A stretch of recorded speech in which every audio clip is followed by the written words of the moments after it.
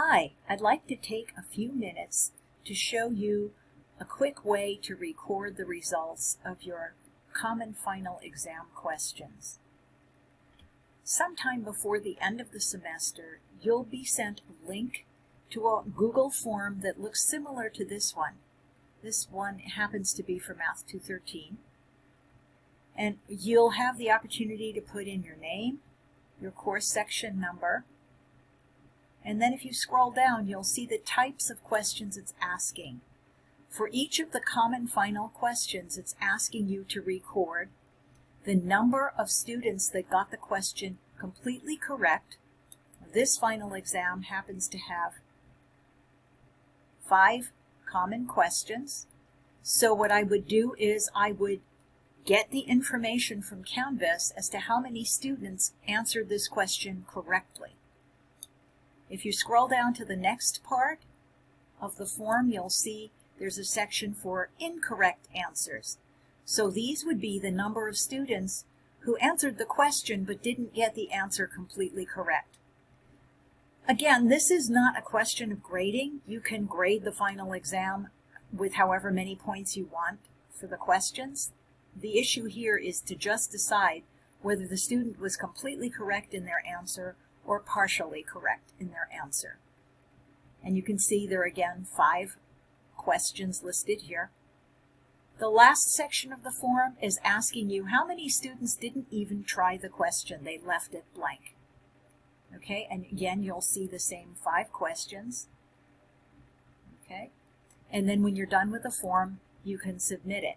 The trick to these is make sure that for any given question that the 3 parts, the completely correct, the partially correct, and the left out, all add up to the number of students who took the exam.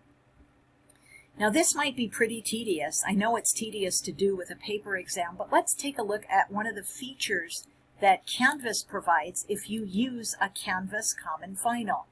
Now for this semester, Common Final exams have been created for most of the courses that we have common final questions in. Now, not the whole exam isn't going to be assessed for student learning outcomes, just a few questions on each. And you'll receive an email along with the link to the form that tells you which questions on the exam are the ones that are being assessed that you need to provide data for. But let's just take a look at a quiz here in Canvas. Okay, so I'm in my Canvas course and I'm going to go down to quizzes. Now this isn't an actual exam. It's kind of a pre-test that I give to my students in this course, but I just want to show you what the data looks like. So I'm clicking on quiz and then assignment.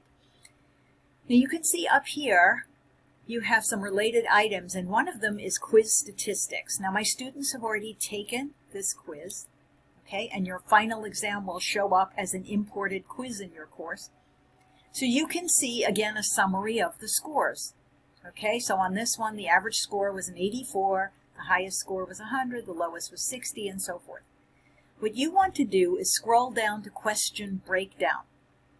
Okay, so now you can see 22 people attempted this exam. So that's going to be the total number of students in my class, hopefully. And you can see this first question, okay, if we look at it, I'm seeing 3 people chose this wrong answer, 1 person chose this wrong answer, 18 people chose the correct answer. The correct answer is going to show up with a green bar.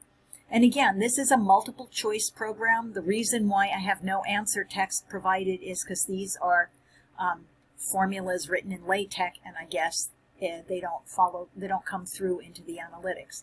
But it's real easy to look at this question, okay, and determine, oh yeah, take a look. Out of these, I had 18 students who correctly answered the question. I put 18 in the first section of the course, and I had 4 students who incorrectly answered the question or partially answered it, however you want to interpret that middle part. Okay, answered it but not correctly. So I put 4 in that second part of the quiz. And again, it doesn't appear that anyone left it out because 18 plus 4 is equal to the 22 people who took the exam.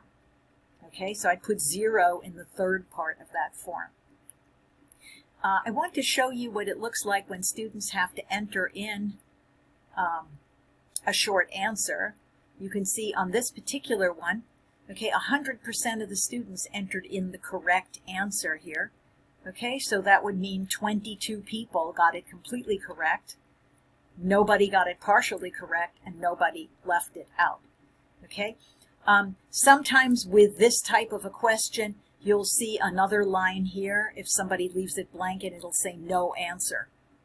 Okay, so this is a fill in the blank or a numerical answer type question. Okay, and it would say somebody left it out. Okay, so these analytics on the quiz make it a whole lot easier for you to fill in that common final data form that you'll receive near the end of the semester, right before final exams. Of course, if you're going to go through and manually grade your exam and give students extra points, that's totally up to you. If you have questions on your exam that require you to take a look at them, for example, maybe you're asking students to interpret the meaning of, say, an ordered pair, okay, that might be something you have to grade manually, totally manually, and you're going to have to keep track of those values yourself. But I thought I would show this to you because Canvas does provide some pretty nice analytics as far as how many people got each question correct or partially correct.